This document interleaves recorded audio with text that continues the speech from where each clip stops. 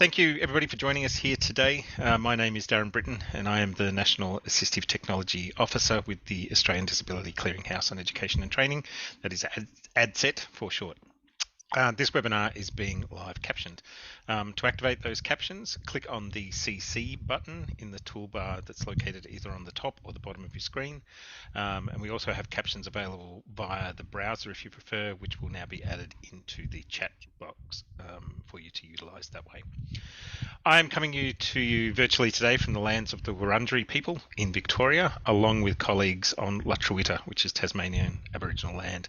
And in the spirit of reconciliation, ADCET respectfully acknowledges both the Lutruwita and Kulin nations and also recognises the Aboriginal history and culture of the land. And I pay my respects to elders past and present and to the many Aboriginal people that did not make elder status. I'd also like to acknowledge all the other countries and any Aboriginal and Torres Strait Islander people participating in this webinar today, and encourage and acknowledge their elders and ancestors and their legacy to us. If you'd like to share where you are coming from, the lands you're on, in the chat, that would be most welcome. Today's webinar, Beyond Accommodations, Why Universal Design Matters for All Learners, is presented by Rachel Kotup from Texthelp.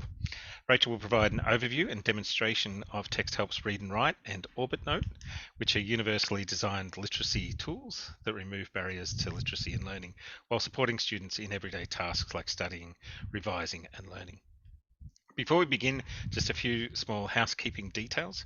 This webinar is being live captioned by Jason, thank you Jason, from Bradley Reporting, and is being recorded. The recording will be available on ADCET in the coming days after this is the conclusion of this webinar. If you have any technical difficulties, please email admin@adcet.edu.au, that is admin@adcet.edu.au. This presentation will run for around 45-50 minutes, and at the end of that there will be time for any questions you may have for Rachel. Throughout the presentation, please feel free to use the chat box with us and to chat with each other, but please remember to choose all panelists and attendees so that your messages can go to everybody and people can read what you have to say. Rachel will be happy to answer questions at the end, and if you have questions that you would like asked, please use the Q&A box rather than the chat box, and we'll read those out at the end. Thank you everybody for joining us. Very timely topic, given we're all in crunch mode at the moment with students returning across the tertiary sector. Those started already for some, and some are starting next week and in the weeks ahead. So over to you, Rachel. Thank you. Thank you. So hi everyone, my name's Rachel. I'm the Customer Success Director here at Texthelp. My email is there. If you do have any questions and want to find out any more information, please reach out. I am also available on X or Twitter at TechMissC. So I'd like to start with an acknowledgement of country. And I would like to acknowledge the traditional custodians of the land and pay my respects to the elders, both past and present, and I extend that respect to First Nations peoples here today.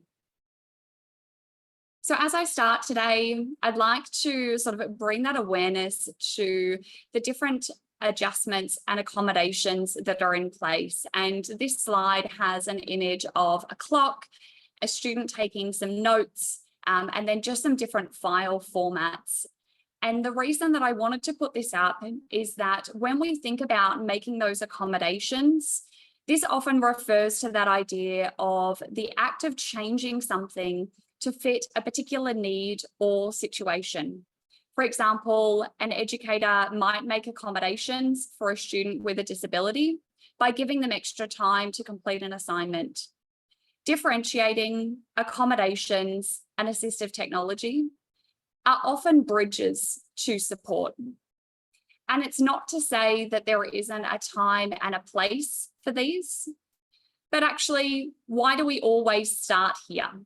Why do we start as that bridge to support? And actually, what if rather than applying a Band-Aid solution, we actually started from the ground up when we think about accessibility? And it's that idea around assistive technology that is accessible to everyone. Assistive technology is not just screen readers for someone with low vision.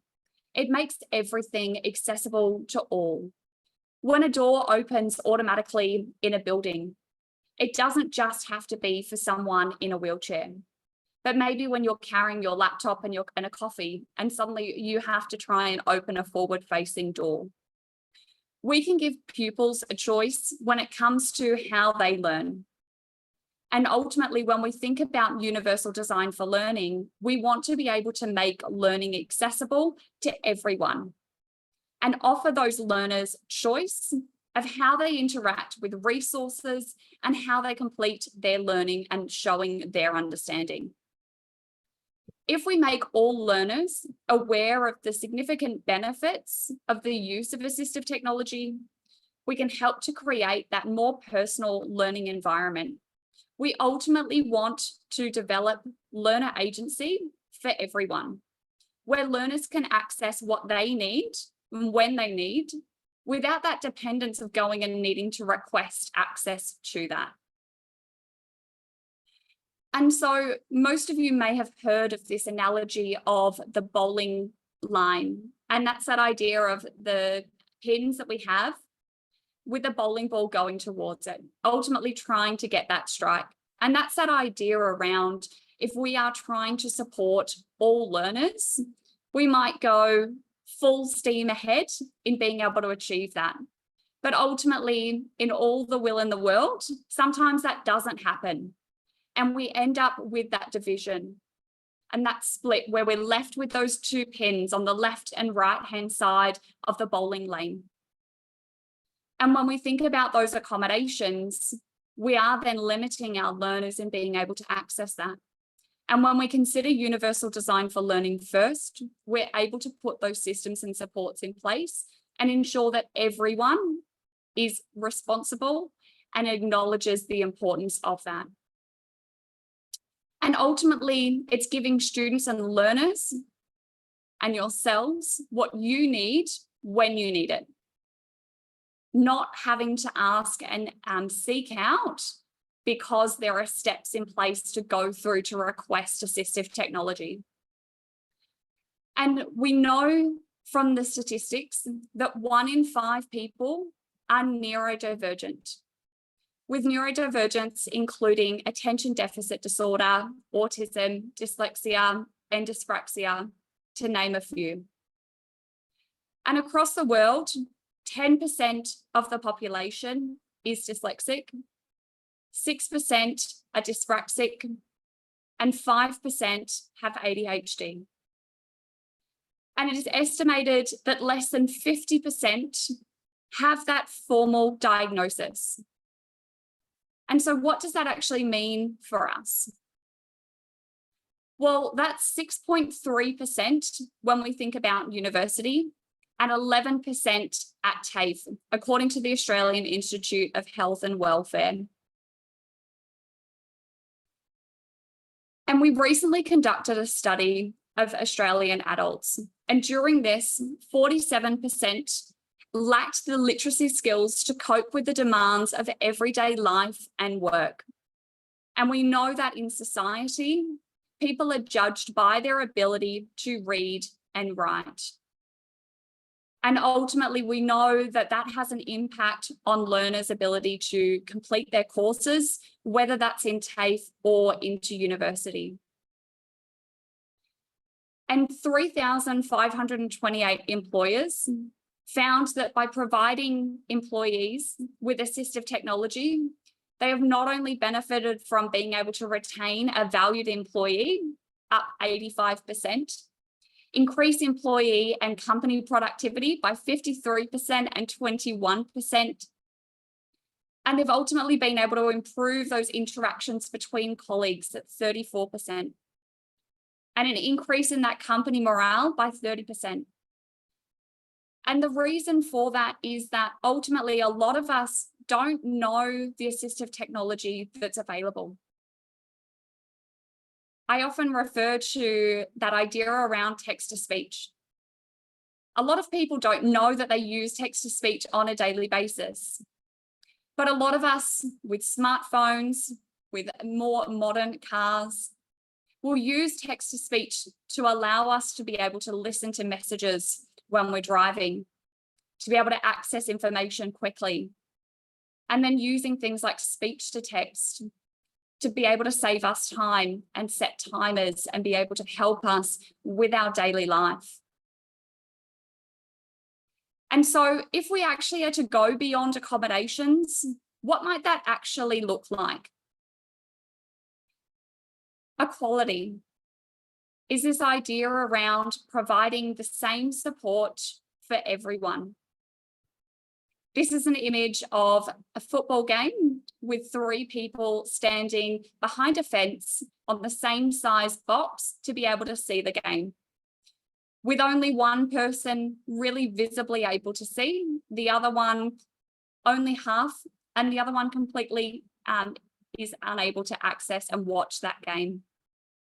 And then if we move into equity, equity is that idea around being able to meet the user, the learner, the person with what they need to be able to see and be able to watch that game. And so in this example, the first person doesn't require that additional step to be able to view the game. The second person is on 1 step and the child is on 2 steps, with all of them being able to access and be able to see that game. But ultimately, we're still providing a support to a particular person. But it's not thinking about accessibility. And so that last image is actually, rather than having that fence that you can't see through, why don't we provide that fence that is transparent and that actually everyone is able to view and see that game, regardless of needing to put those additional supports in place. And so for those that might be completely new to universal design for learning or just starting to really get on that journey, universal design for learning, or UDL for short, benefits everyone. And that's because we all think and process information in different ways. Once we're able to recognize this, it makes less sense to think about everything that we do as a one-size-fits-all.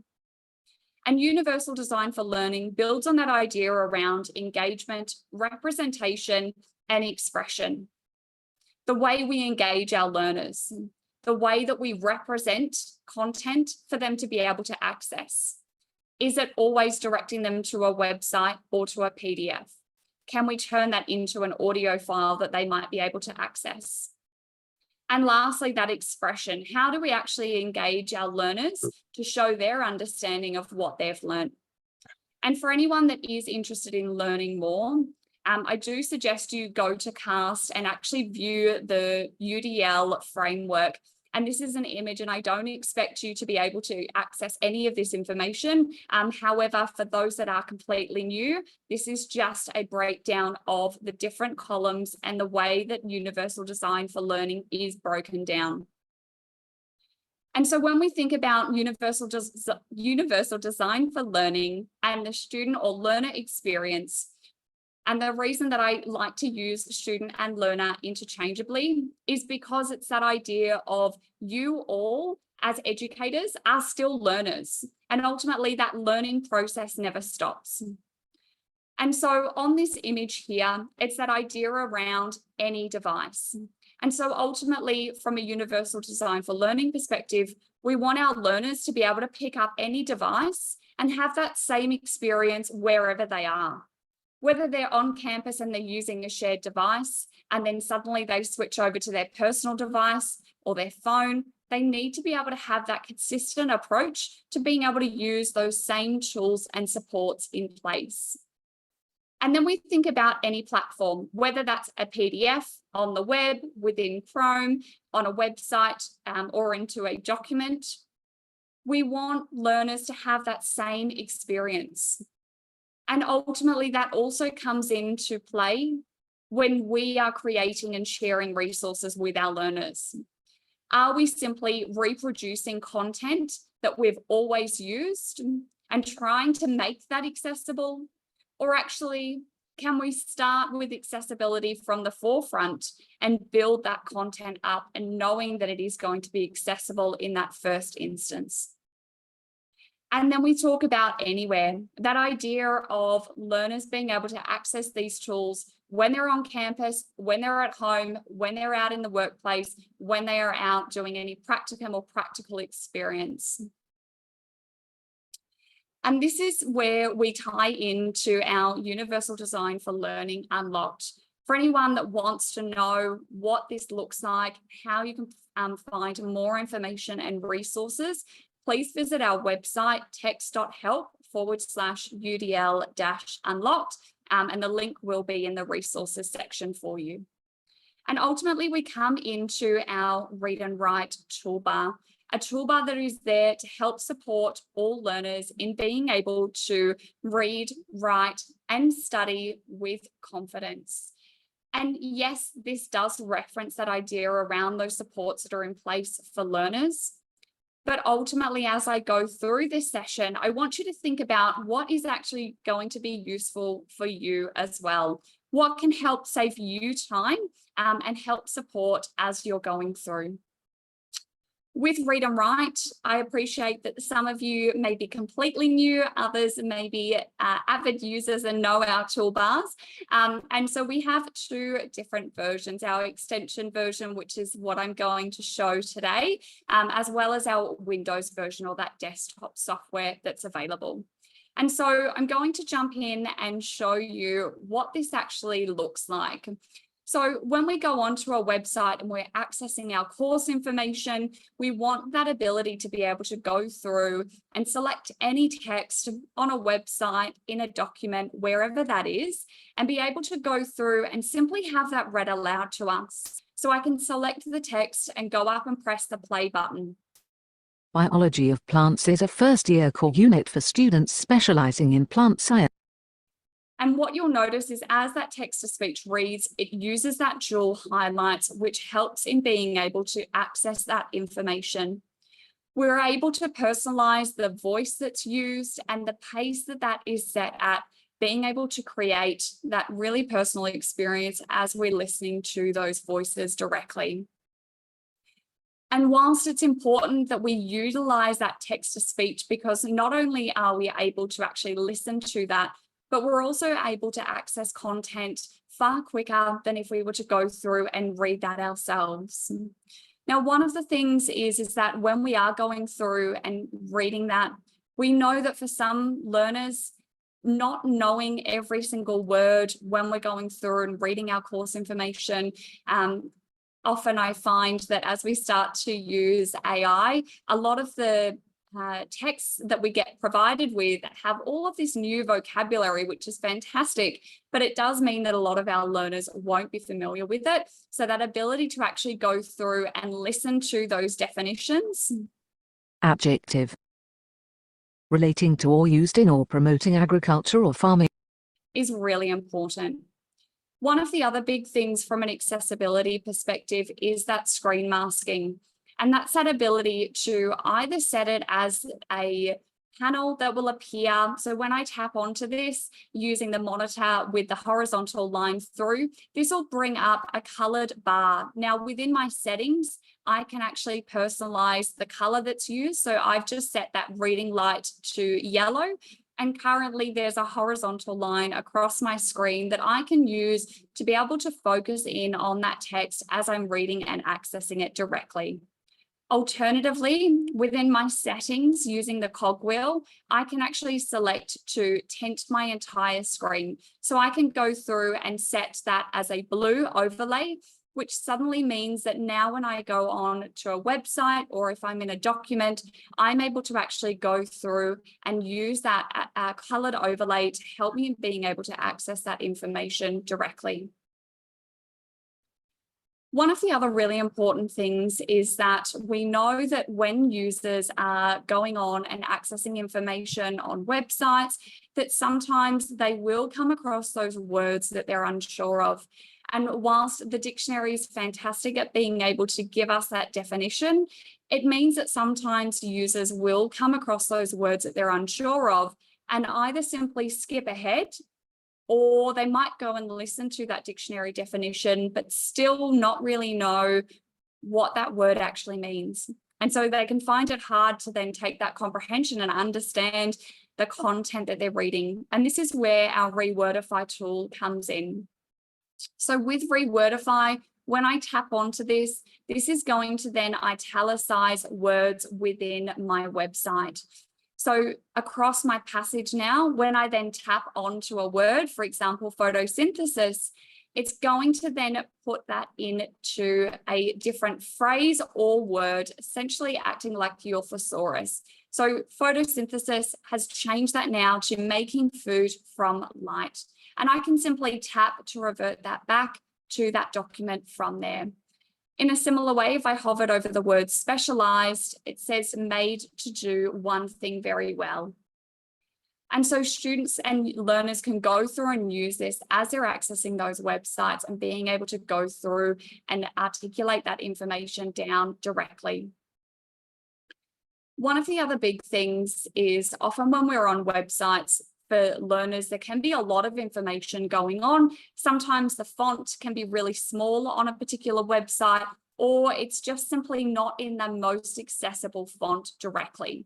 And so one of the things that we're able to go through and do is we can use our simplify page option. So the 4 lines going down with the arrow pushing. When we tap onto this, this is going to remove all of the additional distractions and bring that down into the simplest format possible. So you'll see now that I'm simply left with that introduction and the summary as listed on that page. But what I can then go through and do is I can change the way that this text is then presented. So I can go through and make that blue on yellow. I could change that so it's yellow font on a blue background. And I can also change the size of the font to make it easier to be able to go in and access. And I can also go through and select a more accessible font in being able to go through and read that content directly. One of the other things that we're now able to do is we can use this AI feature, which is still in beta, but what this will do is it will allow you to summarize that website down. And so rather than simply having to go through and read that entire passage of information, it's going to summarize it. And I can then still go back through and I can use that text to speech in being able to go in and listen to that directly. I'm going to just turn those highlights back to white, so that black on white now, just to be able to show you one last thing here. Now, whilst text to speech is great, often we might be working in a document where we want to be able to go through and extract that information to be able to listen to that when we're on the go, because text to speech is great, but sometimes we might be traveling, we might be heading into campus, and we want to be able to listen to that information. And I can do this from a document. And what I can do is I can simply select all of that text from my document or my website. It doesn't matter where I decide to do this from.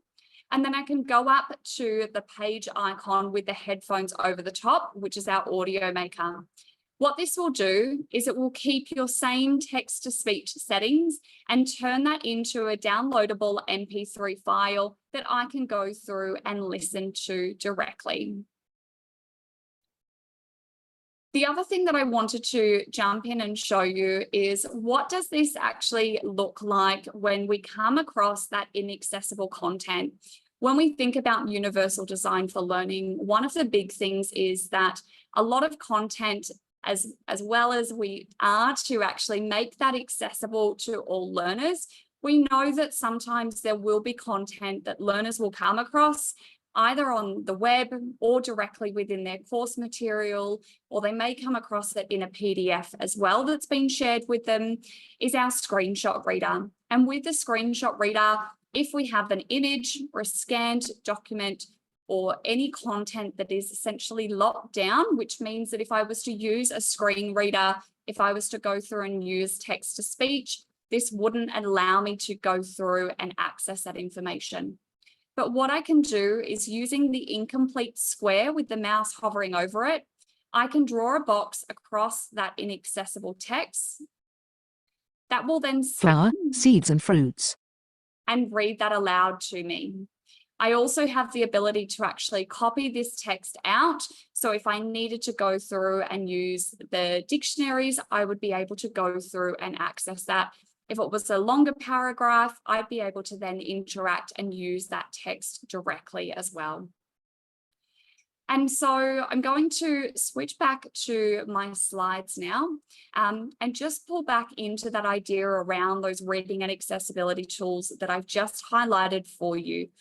So our text-to-speech, that ability to go through and use that dual color highlighting on a document, or that screenshot reader to pull out that inaccessible text. Now, what about from a writing perspective? We know that when learners are completing, they might be doing emails, they might be completing their own responses within their course. And that's where our writing support comes in to play. Now, because I'm on a Zoom call, I often will say that it's always unpredictable whether this is going to work. So we'll keep our fingers crossed that this will go through. With dictation, I can simply use my voice and this will type into the document directly for me. This means that I don't need to use my keyboard. I can simply use my voice to be able to enter this into that document directly.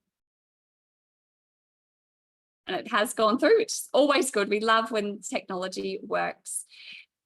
But whilst speech to text is fantastic, if we are in an environment that is quiet or we're using a microphone, when learners are on campus, we know that this isn't always something that they might feel confident in being able to do or comfortable as well, because often talking to a device is seen as being different. And so we want to be able to create that experience for learners where actually they're able to use that assistive technology without people seeing. And it's that idea around that discrete use of assistive technology. And so one of the things that we're able to do is we can use our prediction. Now, this is often referred to as this little magic stamp that sits on the toolbar. And what happens is as I start to type, I will be presented with that bank of words. And I can start typing those first few letters of the word. And I can then simply tap to insert it.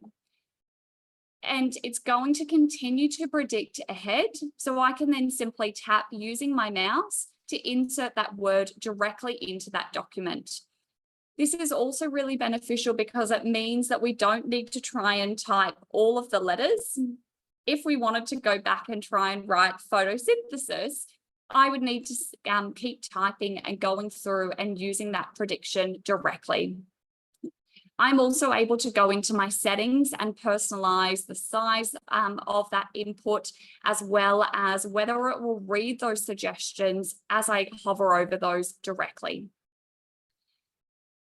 And the last thing that I wanted to show is from a highlighting perspective.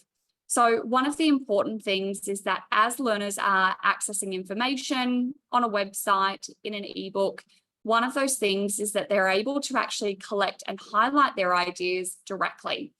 So I am currently on a website now, and I can go through and I can select that yellow highlighter to go through and highlight those important parts of information. Now, I might decide to use a different color, for example, green, as I've just done, to highlight for different purposes. So I might be going through and saying that I want to select important information in a particular color, and maybe my referencing or additional thoughts that I maybe need to go back and collect in a different color directly. And what I'm able to do is with all of those highlights, once I've actually finished reading that information directly, and again, I can do this in a PDF, a Word document, or on a website directly, I have this icon, which is 4 arrows in a wheel called Collect Highlights. When I tap onto this, it then prompts me to select whether I want to group those based on color or position. And so I'm going to collect it based on color. I can then tap OK. And what this will do is it will generate a document for me with all of those highlights that I've just selected.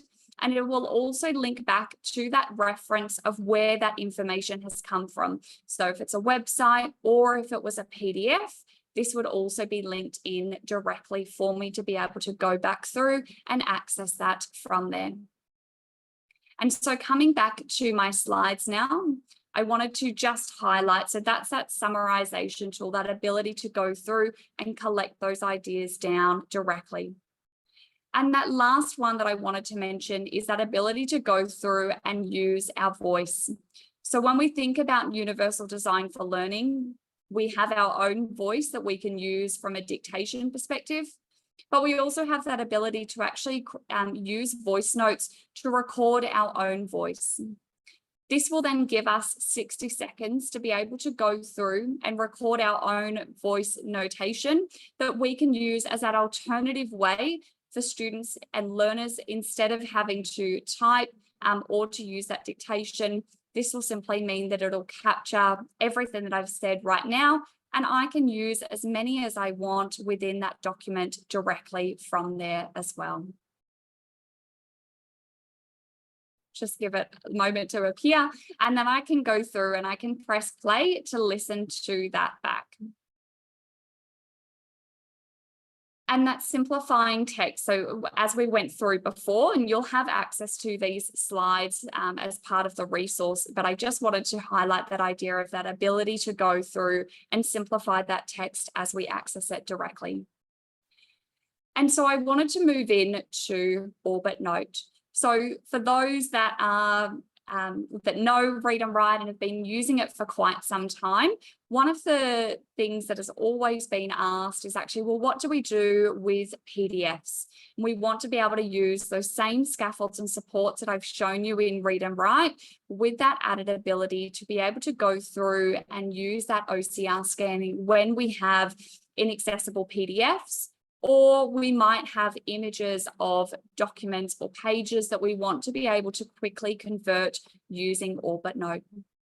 So for those that are completely new to OrbitNote, it is our PDF reader and annotation tool that gives you the ability to go through, leave those voice and text comments directly on PDFs, as well as being able to make notes and add instructions, and also be able to continue to use those same scaffolds and supports through Read and Write directly. And so I'm going to jump in to OrbitNote now so that you can see what happens.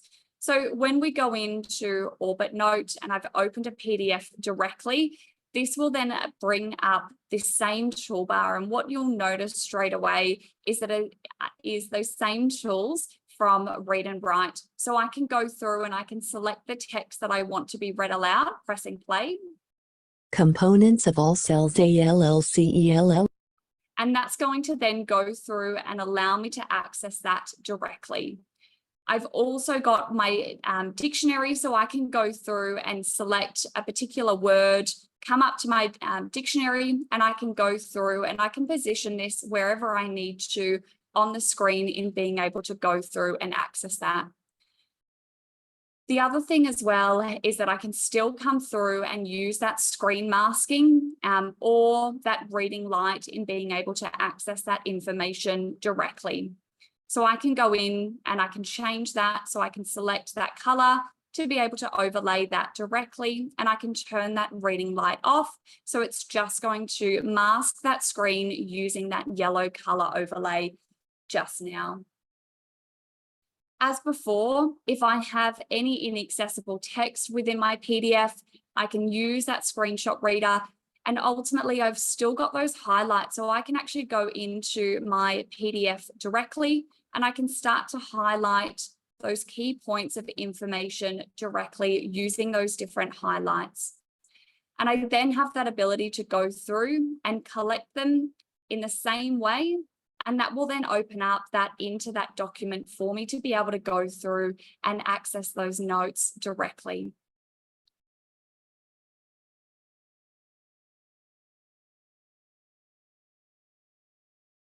The other thing that's really important in OrbitNote is that ability for learners to be able to type directly on that PDF. So actually, once they go through and they start reading this information, they can then type on the PDF from here. So actually, rather than them simply needing to go and take notes in a different spot, they can start typing their own notes in. So for example, I could go through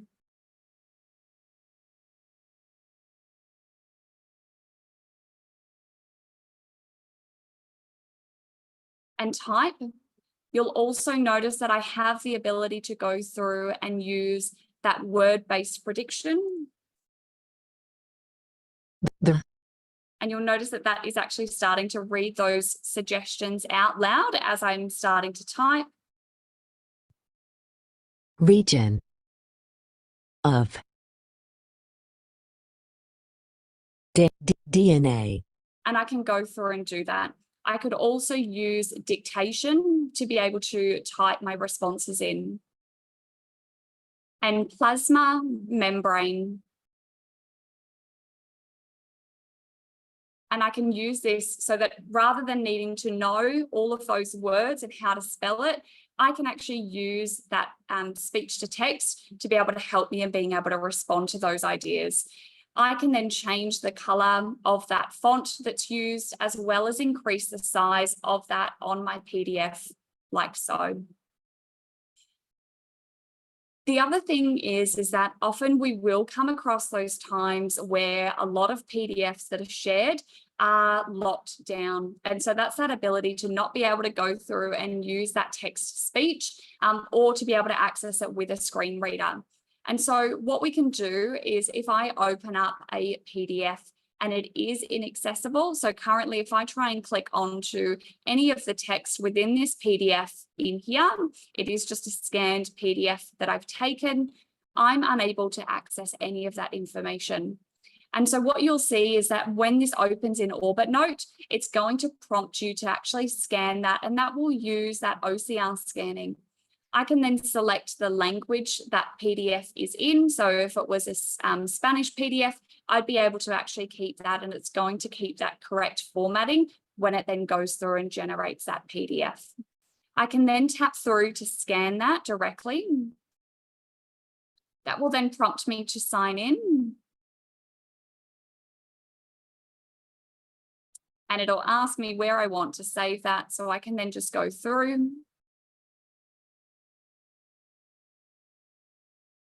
And that will then open that PDF up. And what you'll notice now is that I can then go through and I can select all of that text on that PDF. So I can go up, use that text to speech now. An earthquake is a vibration of the to be able to go in and listen to that directly. With those annotation tools, that works directly on those PDFs, whether that's a scanned PDF, whether that's a PDF that's been added in, I have that ability to go through and do that directly. Now, in some cases, we will always have that nice amount of space, which means that we can type directly on that PDF. If we don't have that space available, we also have push pins, which means that actually I can come down on that side part of my PDF down here, and I can actually type my notes in directly.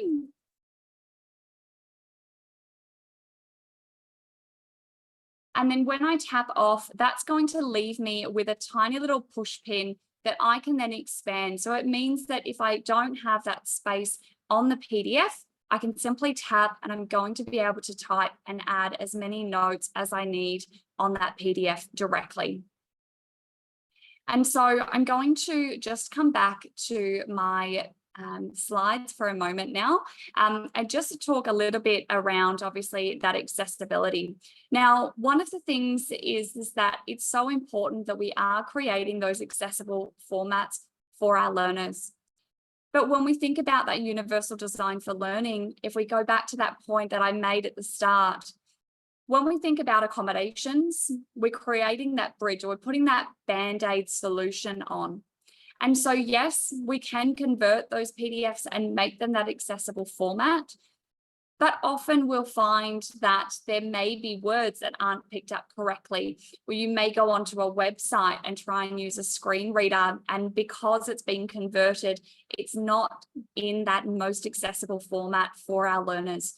So actually, one of the things that I encourage you all to actually start to do is consider that accessibility first. And that's that idea around the supports that we actually put in place for everyone. And if we start from that ground up and we start by actually considering when we create a document, when we create a resource, when we're sharing resources, have we checked that accessibility first? And how are we actually then using those accessibility tools through Read and Write and OrbitNote to help scaffold our learners when they are navigating websites, course material, other resources that they'll come across in a daily basis, whether that's through their study, whether that's when they're out in the workplace, and how they can then go through and be able to utilize those tools directly. We talk a lot at Texthelp around this idea of what's necessary for some is useful for everyone. And with that, it's that idea around, yes, it is important and we need to be able to provide those accommodations and supports in place. But actually, if we think about what can benefit everyone in that first instance, and we put those tools and supports in place to help everyone, we can actually start from that ground up and we can think about, well, what might be useful for all learners? How can we actually build in the accessibility and that assistive technology tools that are available so that they can achieve that success when they're going through directly? So I'm going to open up to any questions. I know hopefully you've been putting some questions using that Q&A box. I will leave my email up on the screen just there. Thank you very much, Rachel. Yes, look, there's lots of questions and Barbara's been doing a great job along with some others of answering some of those questions in their live already, so I won't retouch on those necessarily. Barbara's also posted, the statistics, which we'll also put up, that was asked about for the research you had at the beginning on statistics on dyslexia and neurodivergent people. So we'll also post that onto the webpage with the recordings so that the links off to that research is available. There's a question here from Neil about the screen masker.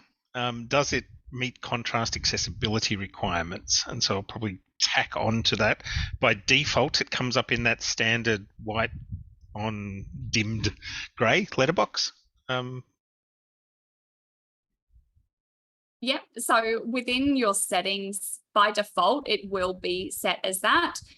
However, you will notice that you have those pre-selected colors, but you do also have that ability to actually select that specific hex code. So if there is a particular shade of color that works better for that individual user, this is something that you can go through and personalize. In addition, you have your opacity for your background, your reading light, and the height of that as well. Yep. So, sorry, just on that height adjusts the height of the letterbox. Is it called letterbox? Yeah, well, masking letterbox. Yes, that's correct. So the height will change the size. So if I reduce that down, you'll see now that that would be in line with a single line of text directly, or I can make that bigger. So it's going to expand to be the size of almost a paragraph of text on a website. Excellent. All right. Thank you for that. What else have we? Barbara's answered this, but I'll get you to answer as well. Is the toolbar only for websites or does it work on a range of different documents as well?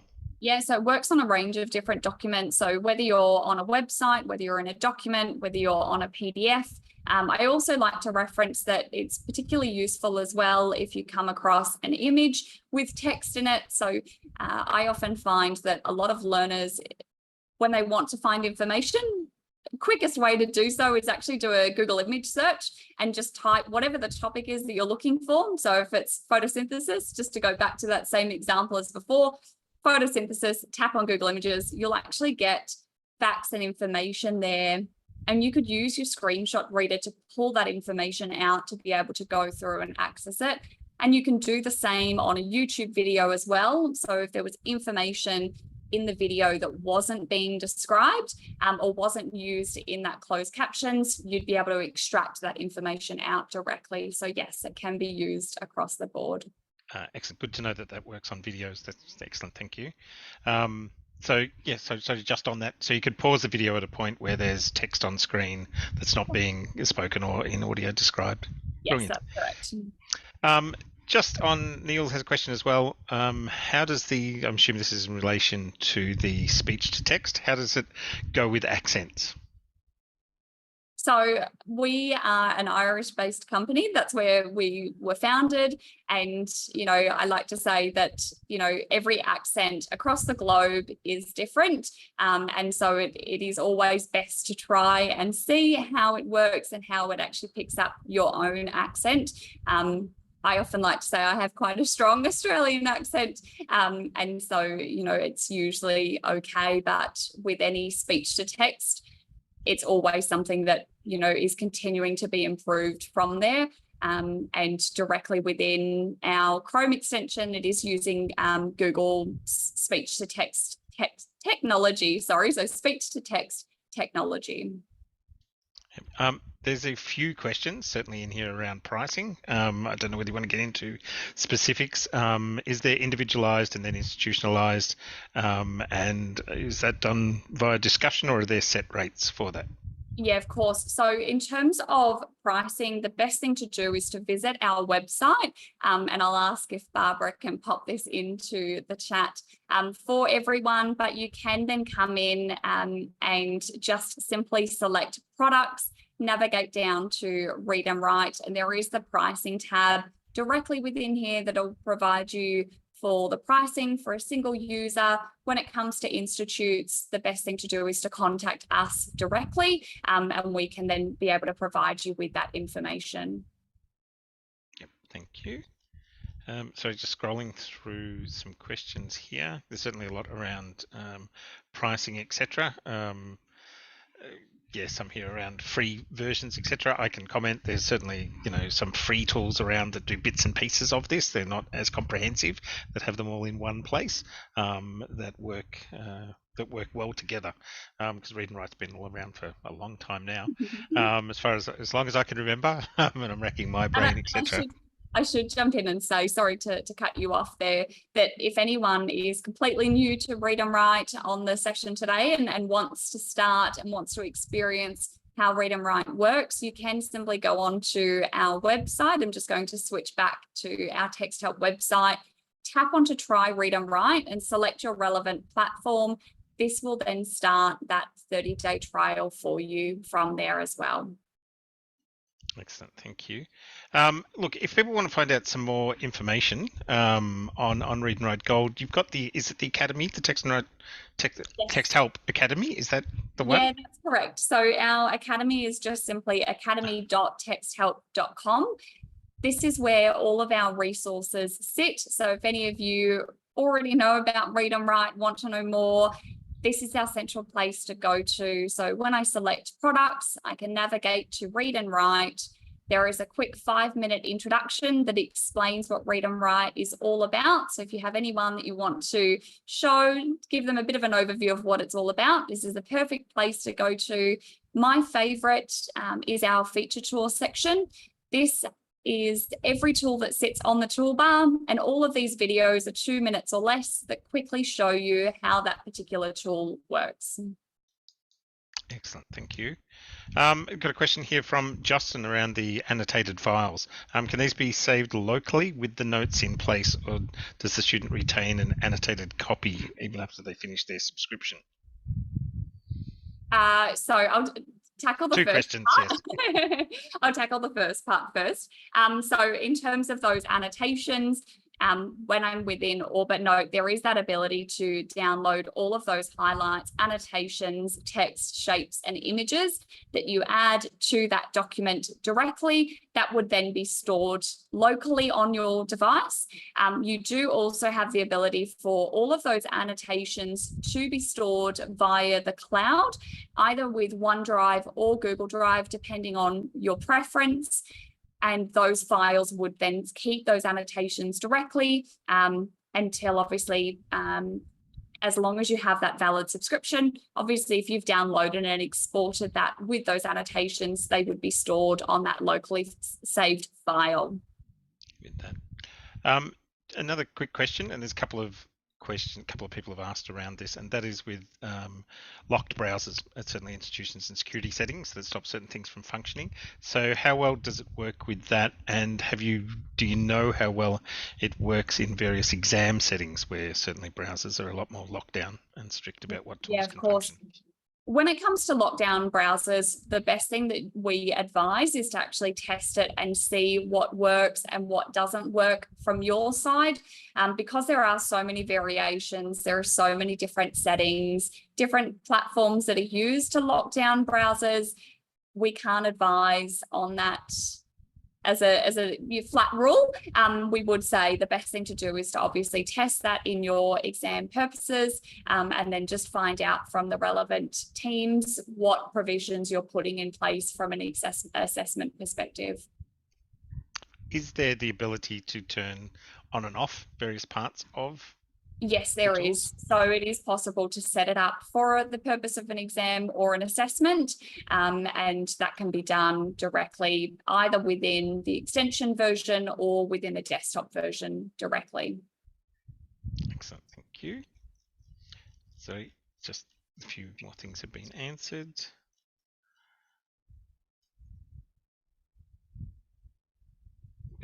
Sorry, oh, I'm losing my technology. There we go. Now it's back. Yeah, there's a couple of questions certainly around and some observations around, that this is a vendor product certainly, and that's what this presentation is on, and the relevance to UDL. That's there. Some people I think came in maybe thinking this was directly a Universal Design for Learning webinar in that sense, but there's a certain relevance there. And this is about, I think you mentioned it, and whether you want to re-highlight again towards the end there, and it's about getting that base right. It's about if you've got some of the tools in place and you've got the right things there for students to make things more accessible, because we know Universal Design for Learning, the best place to start is with accessibility. So I don't know if you want to comment some more on that.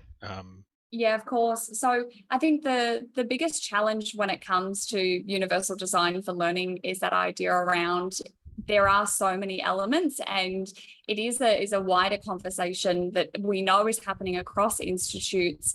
And it does involve lots of different teams. It's that idea around learning and teaching. It's around technology. It is around assistive technology and accessibility.